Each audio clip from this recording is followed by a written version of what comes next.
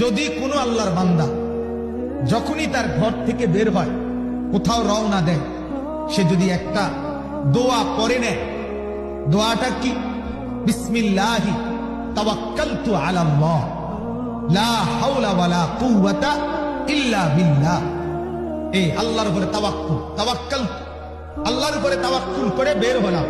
নবীজি বলেন সাথে সাথে আল্লাহর ফেরেশতা ওই ব্যক্তিকে 4টা পুরস্কারের ঘোষণা দিয়ে দেয়।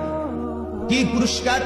এক, আল্লাহর নবী সাল্লাল্লাহু আলাইহি সাল্লাম বলেন, ফেরেশতা বলে দেয় হুদিতা, এক, তুমি এই দোয়ার বরকতে, আল্লাহর উপরে তাওয়াক্কুলের বরকতে সঠিক পথ পেয়ে গেলা।